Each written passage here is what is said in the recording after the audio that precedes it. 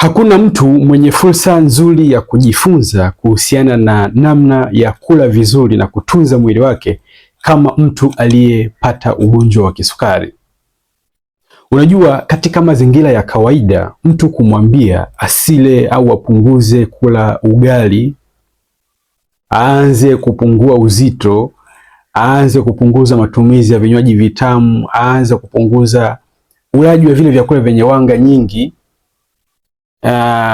katika mazingira ya kawaida ni ngumu mtu kukuelewa, kwa sababu anaona ni vyakula ambavyo mbona babu yake amekula mpaka amefariki haikupata kusukari wala hakupata magonjwa.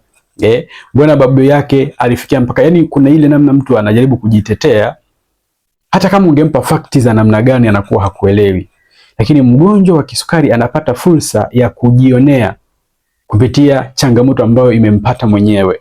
Kwa hiyo anaona kabisa, mbona ni kila ugali huu ambao umenikuza mimi sukari yangu inapanda? Mbona ni kila wali huu naanza kuchoka, najisikia ovyo, nasikia kizunguzungu, napata usingizi mzito. Kwa hiyo anajifunza from experience, live experience. Sasa shida kubwa, kuna kundi la wagonjwa wa kisukari ambao naweza nikasema wanajaribu kuwa wagumu sana kupokea mabadiliko. Anakuambia sasa tutakula nini? Anaendelea kula vyakula vile vile kwa kisingizio vimemkuza, amevizoea, anavimudu, bila kujua ukishakuwa mgonjwa wa kisukari, asilimia kubwa ya vyakula vya wanga na sukari ndani ya mwili wako vinageuka kuwa sumu, kwa sababu mwili kama hauwezi kuvitumia, sukari ikibaki kwenye damu, kinachofuata ni maangamizi, ni uharibifu wa viungo vyako. Kwa hiyo mgonjwa wa kisukari ana fursa nzuri kama atakuwa open minded kujifunza, kupokea mabadiliko. Lakini kama atashupaza ufahamu wake, uelewa wake, akabaki kwenye mazoea yale yale, basi anakuwa kwenye hatari kubwa ya kuishia kupata madhara makubwa. Lakini kama atajifunza, basi atabadilisha mfumo, atahakikisha tatizo lake linaondoka. Kama kuna changamoto nyingi zinaendelea kumsumbua, atatumia hizo product za virutubisho. Kadri siku zinavyoenda, tatizo litaondoka kupitia huo mfumo wa lishe. Ataweza kureverse ugonjwa wa kisukari kupitia changamoto nyingi anazozitumia. Dawa na hizo supplements zitamsaidia kuhakikisha zinaondoka, na akisha kuwa huru, basi huyo mtu ana uwezekano mkubwa sana wa kufanya maintenance ili tatizo lisijirudie. Nina watu wengi sana ambao nimewasaidia kuhakikisha tatizo hili linaondoka.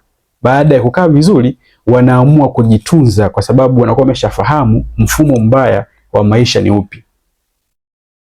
Watu hawapati ugonjwa wa kisukari kwa sababu ugonjwa umekosea njia. Watu wanapata haya magonjwa kwa sababu walikuwa na mfumo wa maisha ambao sio mzuri. Na sio mzuri kivipi? Wakati wanakula wali hiyo, wanakula soda, wanakula matunda, wanasaga juisi. Ndio maana nikasema kwa mtu wa kawaida ukimwambia huu mfumo sio mzuri, hawezi kukuelewa. Lakini kwa mtu ambaye kashapata changamoto kama hizi, anaelewa sana. Kwa hiyo mtu ambaye hauna tatizo, usisubiri kujifunza the hard way kama wagonjwa wa kisukari. Lakini wewe mgonjwa wa kisukari, ni darasa la lazima ambalo umeletewa ujifunze.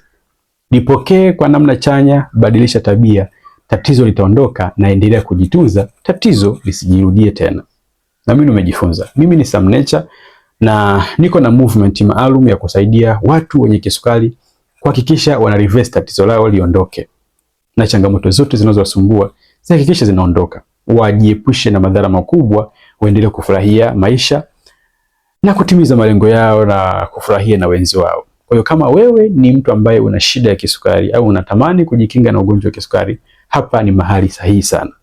Bofya follow ama subscribe kwenye kurasa zetu, alafu endelea kujifunza. Kuna videos nyingi sana za namna ya kureverse ugonjwa wa kisukari, na ukitaka kupata msaada wa haraka zaidi na usimamizi wa karibu zaidi, namba ni 0621 59 6614. Tunaweza tukawasiliana, au comment neno movement, nitakupa utaratibu wa namna ya kupata hizo programu zetu. Karibu sana.